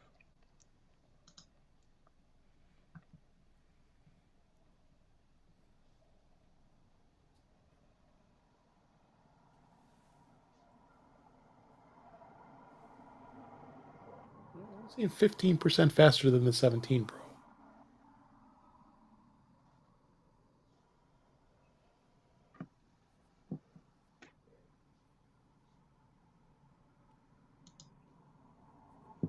Well, that'll make a huge difference because I'm moving up from the 12 to 16. Oh, yeah. I'm going to see a huge jump. Oh, yeah. Do you do much gaming on your phone, Darren? No. My gaming is usually on the iPad, although I have been dabbling in gaming more on the Apple TV, funnily enough. I know there's probably not going to be a new one announced today or soon even, but this sort of technology bodes well. So the A18 CPU and the GPU cores there, if that was translated and just moved sideways into the Apple TV, that would make a quite stunningly good games console. That could be Never know. One more thing. I was going to say, you just read my mind. Yeah. Well, that's it. I mean, the technology is already there. The reason I asked is because I was curious where you expect to see the performance gains between the phone you have and the phone you plan to purchase. Gaming would be one area where you might see those kind of performance gains. But what other types of things do you do on your phone where you might see those improvements? That's a good question. Generally, probably just I'm just expecting more snappiness and to be able to see a bigger difference between because I mean you wouldn't see much of a difference going from a 12 to a 13 and a 13 to a 14 so on, but going from a 12 to a 16, there's all those 20-30% improvements per platform move every time you go up one step. That I think I will notice a lot more snappiness generally in just swapping between apps and web browsing specifically, that sort of thing. I think that'll speed up quite dramatically. Yeah. Not that it's slow. I mean, I don't find my 12 Pro slow at all. Really, it's actually works really well. I was looking at some of the numbers, and the most impressive number to me was the 2 times faster ray tracing over the A17 Pro. But then that tends to play a little bit more into the gaming aspect of things. It certainly does, and I currently have no ray tracing capability at all. So it'll go from 0 to 100. And then we had things like Apple Intelligence runs 15% faster than on the iPhone 15 Pro, 17% increase in memory bandwidth. So these things don't sound super impressive. I mean, 15% is, it's negligible. But when you're talking about going from a 12 to a 16, Yes. Now, certainly notice it, as you rightly pointed out, you're going to see some incredible jumps in performance from one to the other. And that's something that we can talk about on a future episode, Darren. We'll have you back on after you get your 16, and we'll talk about the improvements you're seeing. Yeah, perfect. We can compare notes. Idea. Compare notes, Indeed. Exactly. Mike, was that a slip of the tongue? You meant his Darren's 16 Pro Max. Yeah, yes, right? You're right. That's right. As long as we're spending Darren's money, his 16 Pro Max. That's right. I thought you're going with the Pro there, Darren. I am going to go with the Pro. Yeah, the Max upgrade is to the just Max. a little bit Come too on. big. Well, I think the 5x zoom, which was an exclusive on the Max, is now going to be on the Pro. So that means I'll be able to get that wonderful zoom lens on the smaller phone. I'm sitting here thinking about the 16.9, and I'm kind of anxious to see that, because that feels like for some use cases, it puts more information on the screen and therefore might make the phone more useful, at least for me. So, well, yeah. I'm not afraid of the larger one. It does kind of eliminate the need for the iPad Mini, doesn't it? That's it. It's getting close to the iPad Mini size there. Yeah.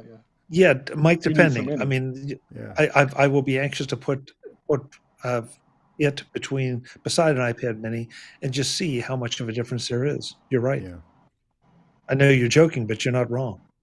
No, well, it was a little tongue in cheek, but yeah, I think that's kind of where we're going to be heading. And if rumors are true that there will be a foldable iPhone at some point in the future, which I'm mixed on that, because I've seen the foldable phones. I just find them incredibly chunky and clunky, and I would not want to carry that around in my pocket, quite frankly. But, something like a 6.9 inch screen that folds out, you now have an iPad Mini or larger. Yeah. That's it. Yeah, it would be larger. I mean, comparing a 6.9 inch phone to an 8-inch Mini, there's not much difference. Not a heck of a lot different, no. Yeah.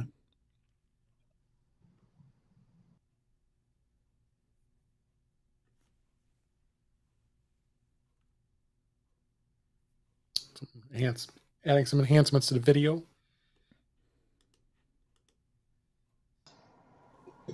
Oh yeah, I hear there's going to be 120 frames per second for 4K shooting. Yep. So which double will be the very iPhone good 16. for yes. Yeah. It's crazy. You'll be able to do those wonderful slow motion shots.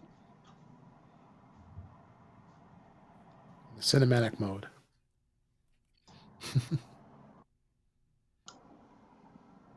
Yeah, improved cinematic mode, because you could only do cinematic at 1080p before, couldn't you? Right. So this makes it more usable.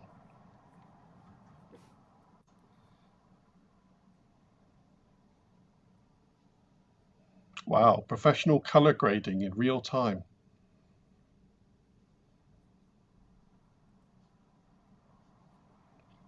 Yep. 120 frames a second. That's crazy. Absolutely.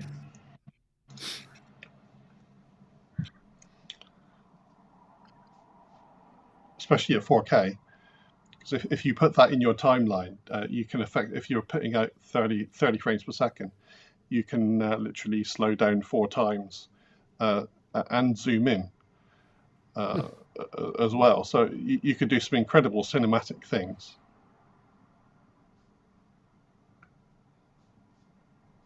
You're seeing it more and more with the pros they're using this for their exclusive camera.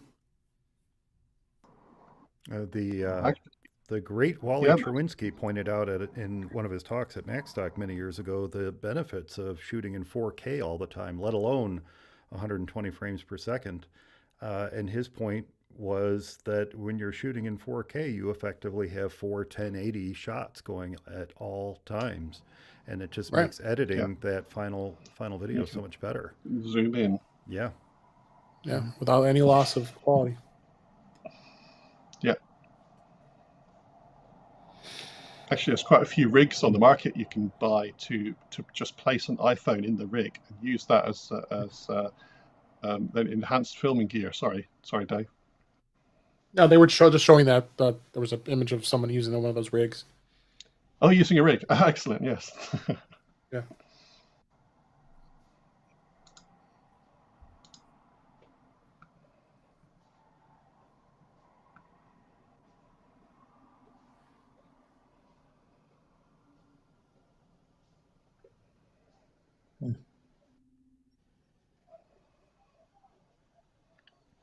Yeah, I do like that ability to change the aspect of what you've been shooting after you've shot it, rather than having to make the decision before.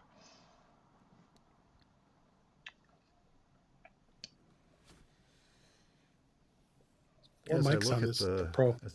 As I look at the specs go by here, and they're going by quite rapidly. Yeah, but we're looking at things like frame by frame color grading. We're looking at, as you pointed out, the 4K 120 frame per second shooting, the enhanced HDR controls, adjustable playback speed after capture, all these kind of things.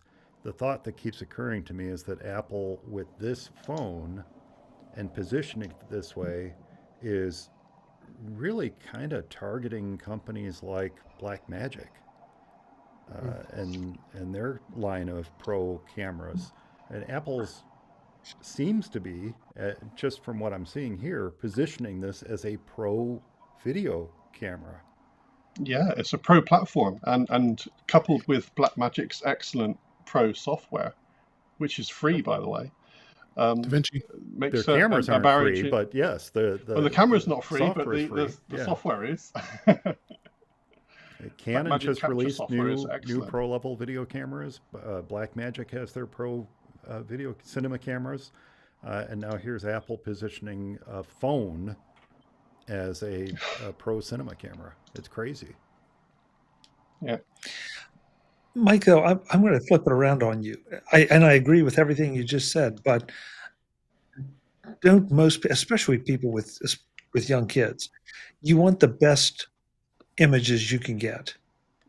And, so I know people who had, before iPhones, that bought DSLRs or higher end cameras when they had kids just to photograph the kid. Right. And so here, and I'm no better. I want the best at any given moment for whatever I'm doing. I would like the best camera I can get. And I get it with my phone. So it's not just, I don't have to carry it along. It's always with me. So I agree with you on the pro positioning, but I don't think we should overlook just the casual use positioning and all the stuff that they talk about. It just makes the phone that much more attractive.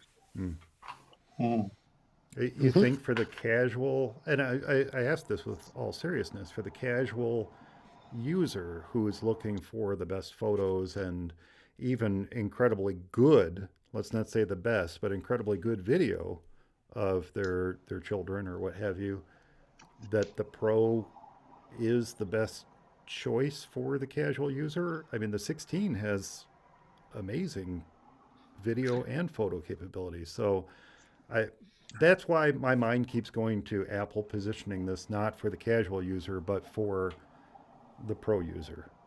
I mean, I know it's in the name, but in terms of their positioning, right?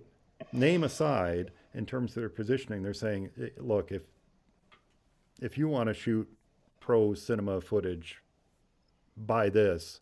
Don't buy a Canon. Don't buy a Blackmagic. Don't buy whatever. Buy our phone. This will do everything you want, and it's $1,600. Well, the other thing is it's more accessible as well. So I mean, if you did have a pro level camera from Blackmagic or Sony, you would have to run to get that camera. The moment's gone. You'd have to sit down, work out how to set it up, and by the time you've done all that and spent twice as much doing it, you could have just picked up the phone and you would have got that shot. What you're lacking, of course, are the interchangeable lenses, the ability to of course, to put top quality glass on it that you can do with the Canon and the Blackmagic. But absolutely, boy, for a multi-camera shoot, maybe a supplementary, secondary cameras in a shoot. This is sure. a great choice Well, versus having mind 10, you, 10 black I've magics. seen iPhone taken photography in a gallery, and we've also seen actual full movies. I think there's 2 or 3 now that have been shot entirely on iPhone. So that proves that you can produce professional results. Yeah. And Mike, to answer your question, that obviously is an individual decision as to what Right. what other features of the iPhone might push you in one direction or the other, and of course the price issue too. Mhm. So, I just put it this way: I don't think the choice is necessarily obvious, but there's some things here I'm seeing that it makes me wonder. Because 1080p 720p used to be fantastic. Then 1080p was great. Now 4K, and and now 4K and at 120 frames per second. Wow. Yeah. Good argument for that 1 terabyte iPhone, huh? Yes. Or 2 terabyte. Or did have you seen size? I predict- Dave. No, but I was one of my predictions is a 2 terabyte. I think that, look, with everything they're talking about here, 2 terabyte, if they don't have one, will be a surprise. Although maybe they should think about bumping up that low free level of iCloud Drive there. Maybe All right, think Kelly. about bumping up from 5 to Wow, they Apple's going to offer a clear MagSafe case. It's like they haven't done that in a while.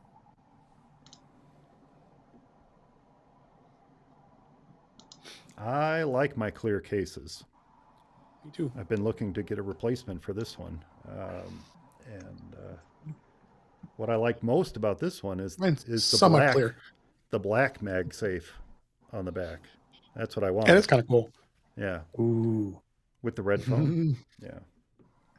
Wait a minute. You like the black MagSafe, but you want bright colors. I have a red phone but the circle, the MagSafe circle is black. He likes the color interaction. So what you know me, Chuck? Well, you know what I can do is I can put 2 more circles on there, and I'll have a mouse head. Wow. I'm sorry I brought it up. You should.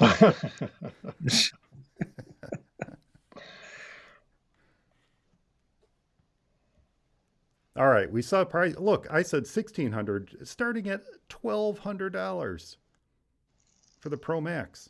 Oh, come on, Darren, you got to go Pro Max. Well, then I'd have to buy a bigger bag. Well, you have to buy a backpack for it. Yeah, exactly. Pro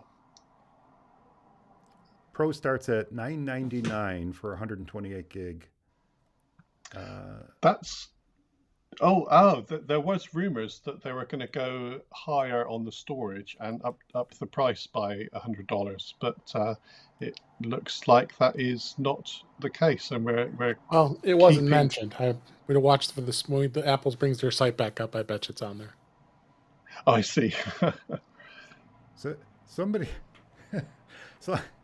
on The Verge is absolutely pitching a fit, rightly so, I think, in some cases, pitching a fit that as Apple is talking about the new iPhone 16 and the new iPhone 16 Pro and Pro Max, they're not mentioning battery life at all.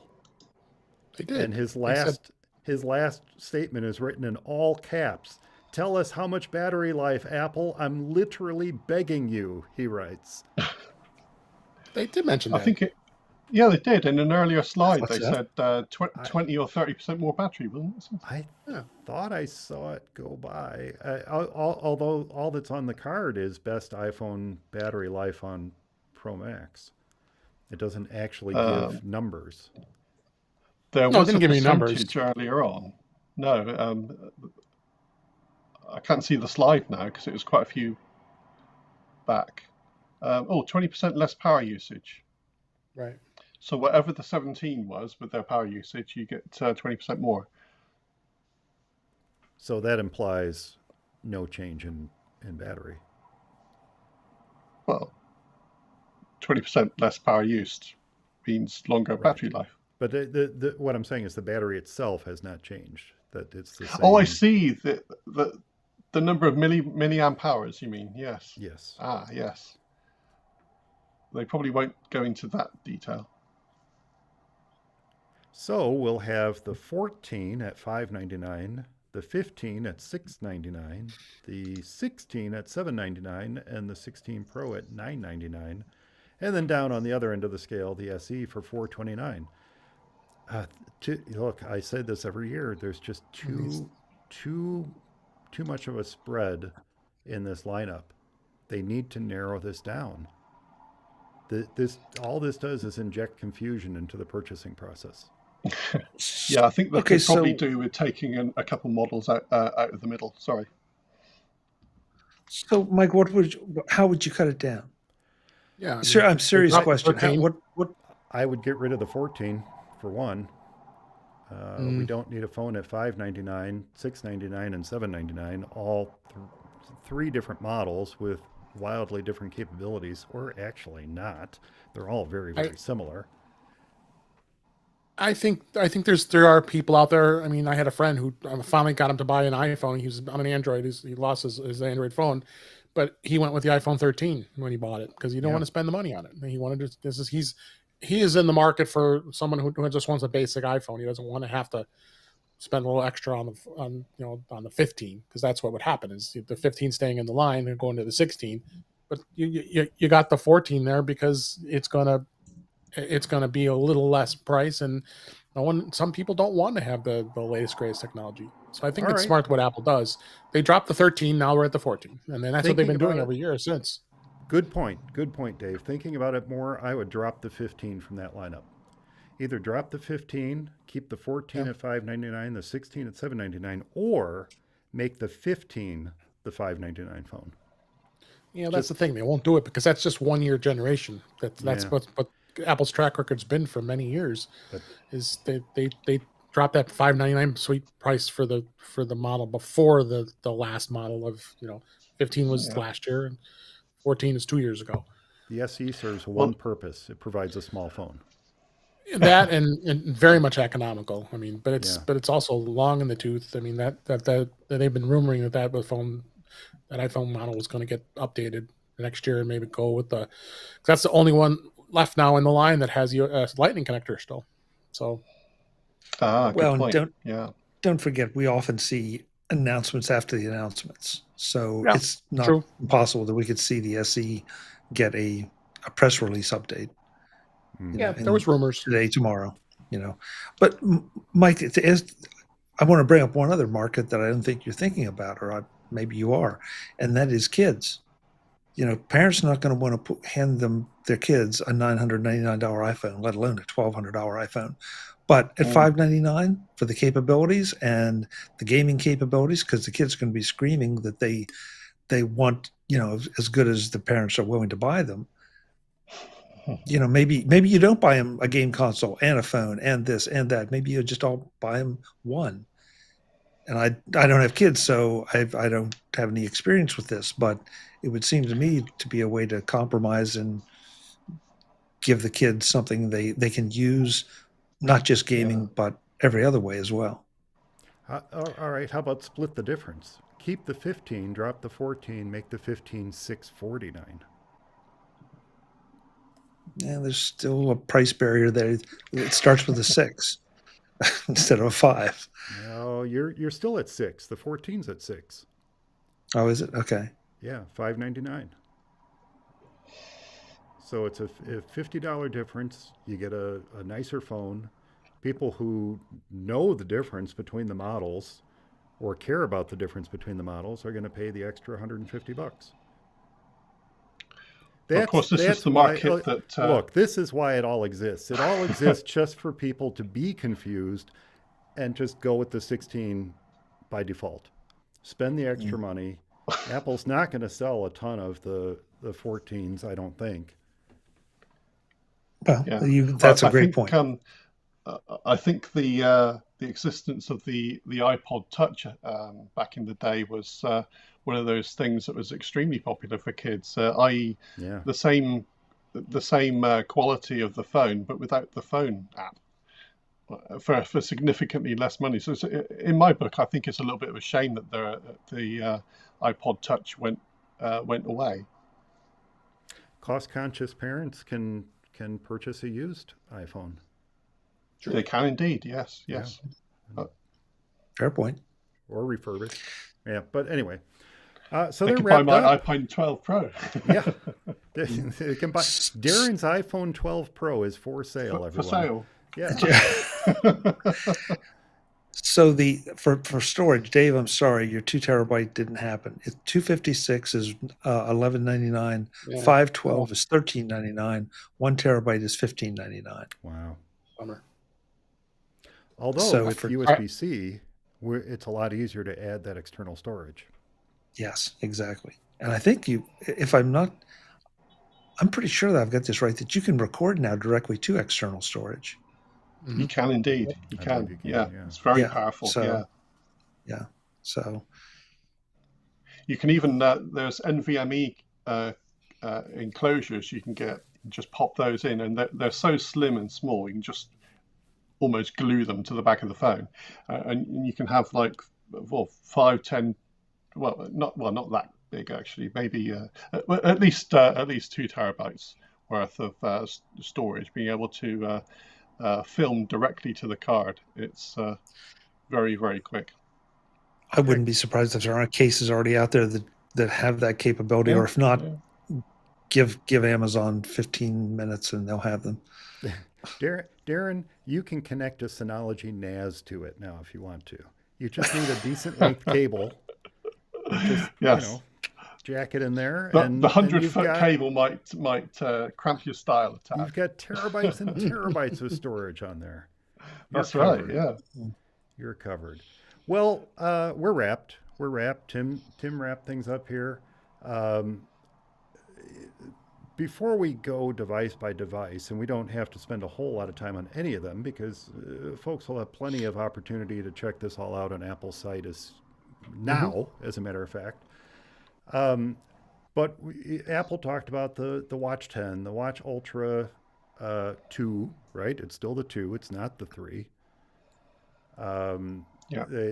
The new AirPods 4. We've got the, I believe, is it a new generation of AirPods Pro, or is it the same generation with software features? Same generation with software upgrades. Same generation with software upgrades. So it's kind of hard to get excited about those AirPods Pro and the Watch Ultra. But then we've got the iPhone 16, which was, I think, an amazing phone to be introduced to us today. And then, of course, the 16 Pro. We can talk about any one of those at length if you would like to, but let me start with the top right here. Chuck, is there anything that really stands out at you today, and anything that surprised you? Surprised. The only surprise I had was just not a little more specific discussion about Apple Intelligence. That I thought we would hear more, especially with the title of Glowtime, and coming to understand what that meant. Beyond that, I'm in the market for a new Apple Watch. I was going to go with an Ultra. Now I'm not so sure. Now I think I'm going to not do a pre-order, wait until I can go and see these side by side, because I was looking forward to a larger screen on my watch. So now I'm going to have to go down the feature set. We talked earlier about the accuracy of the GPS, and some of that was tongue in cheek too, but I'd like to know a little more about that. As far as the phone goes, I'm anxious to see this potentially could be the first phone I would send back. As far as if a 6.9 is just plain too big, but I have a funny feeling it's not going to be. I think I'm going to like it a lot. That's so interesting. That's so where I am. Pro Max for you, huh? Oh yeah, yeah, yeah. I mean, it just, again, I'll do the feature set, but I don't see any reason not to, because I like a smaller phone, but I like using a bigger phone, if that makes sense. I like carrying the smaller phone because I've carried just a Pro before, but the Pro Max gets a little heavy in the pocket. On the other hand, it gives me so much more capability. Yeah. And to Darren's point, this could take away my need or desire for an iPad Mini. Yeah. Yeah, absolutely. And just talking about the Glowtime reference for I always felt it referred to Siri, the new. I shouldn't have said that out loud, should I? I always thought it S referred lady. it referred to the S lady and the new look that it's taking on under iOS 18. Yeah. I could be wrong, but certainly that's why they downplayed everything, because they're just not ready to talk about Apple Intelligence. I wonder how well it's working behind the scenes if they're not ready to talk more about it. Are they going to be ready by December? Or, well, That's, actually, that's it their was plan, next month here in December, rest of the world, right? Is that right? what you said, Dave? Of, Yeah, I think it said back. Yeah, I think October. October.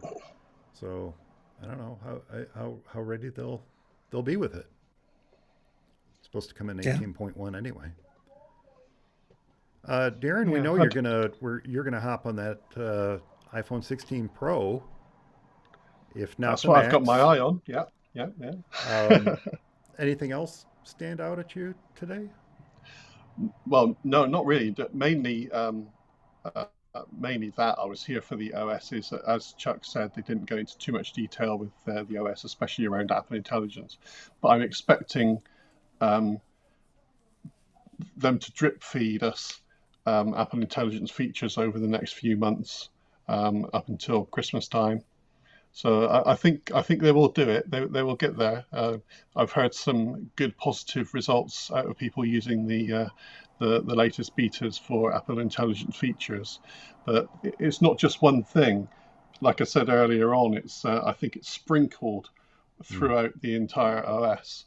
So it's not just one feature you can point to and say, "There's Apple Intelligence." There's just lots and lots of bits. But I'm expecting a good smattering of Apple Intelligence to come down the line. Yeah. But yeah, I was mainly here for the iPhone 16 Pro because yeah, 4 years now. I've not upgraded in 4 years. That's a mighty long time in dog years. That would mean my phone is Yeah, out to 28. pasture. So yeah, that was it. The iPhone 16 Pro for me, definitely. And I'm pleased about the price staying the same because a lot of what I do is in the cloud, so Mm. I don't need huge amounts of storage. So I'm glad that the base the base level of storage there is still the same. Actually, 128 is more than enough for me. That's perfectly fine. yep. I made an offhand comment earlier that it felt like a lot of rehashing of WWDC today, but Yeah, a little bit. Yeah. as you're talking about, the iOS 18, not really focusing on iOS 18 and focusing more on the hardware, I think it's inevitable that it's going to feel like a rehashing of it because the two are so tightly knit together in this Yes. release of the iPhone, especially with things like Apple Intelligence. You can't talk about one without the other. You need the power of the hardware to run Apple Intelligence at its most efficient, and yet you need iOS 18 with or 18.1 with Apple Intelligence to take advantage of the hardware. So they're just so Yeah. tightly knit that I guess it was inevitable that it would feel like we're rehashing WWDC a little bit, at least when it comes to the software side of things. Absolutely. And Dave, you've got a lot to talk about this week. I said that at Yeah. the beginning of the show. I don't know if there were really any surprises, but what stood out at you today? No, I think some of the new features on the camera, especially the the video at 4K at 120 was impressive. The audio enhancements that they added too, being able to do some more audio editing that you could never do before, and do a lot of the audio recording. I think that's a huge thing. The spatial video now available on the iPhone. You can record them and have them on the iPhone before you even move them over to a Vision Pro to be able to look at them, and getting more of that enhanced spatial video. It's cool that you can actually record those, because you couldn't do that in iOS 17. So looking forward to seeing how that goes. And the enhancements on the iPhone with multiple mics. They're saying more studio quality audio with the 4 mics. I thought that was a great standout as well when it comes to that. The Apple Watch, I guess the Apple Watch was kind of some nice subtle updates to it. I was starting to go through or doing a pre-order right now, as you can pre-order right now. But I think I agree with Chuck. I want to kind of just look at it first before I jump into it, because I'm not. And then I'm on a Series 9, so I know Chuck's an older model. So like just to kind of take a look at that. But those are a lot of things that really stood out to me today with this announcement. As always, it's always exciting every year. As everybody knows, I upgrade, and a few of us here do that. I upgrade every year, so I'm excited to get my hands on it and start playing around with it.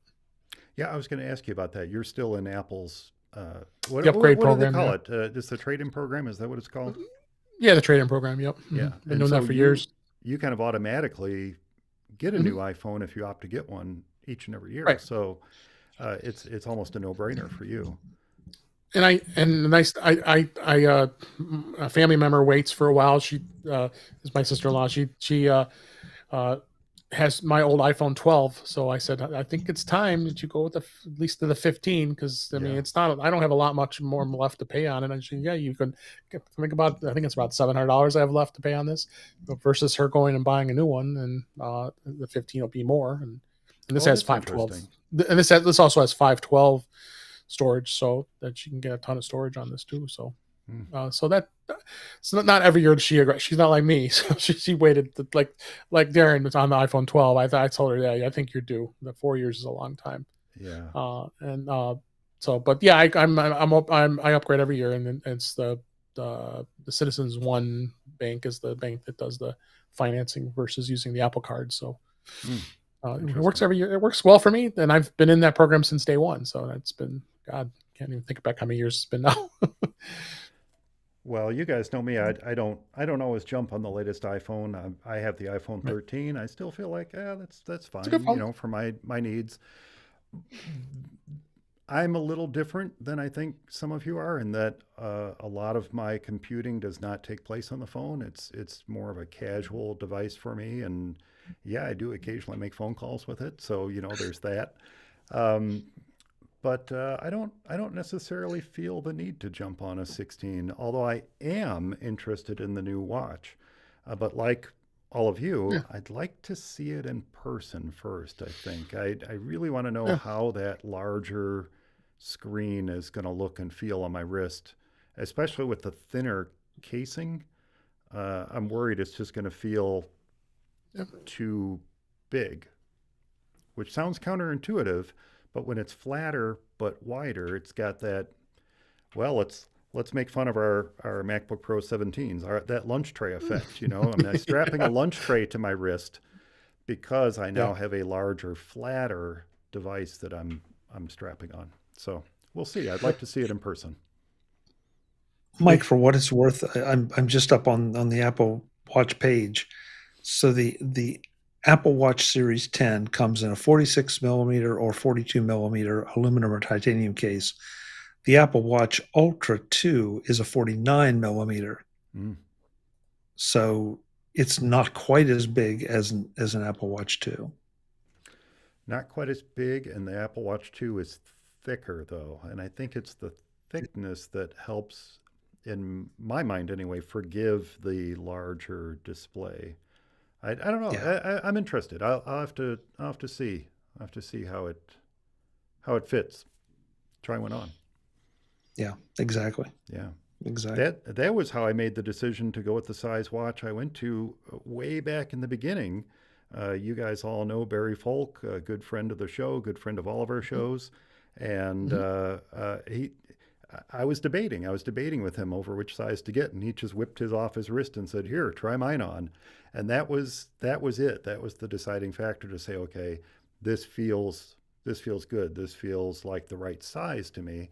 And that's when I knew that I could get that watch. And I think a lot of these things, unlike a MacBook, a watch is a very personal item. We wear it almost 24/7, and we need to know how that thing we have strapped to us is going to feel walking around 24/7.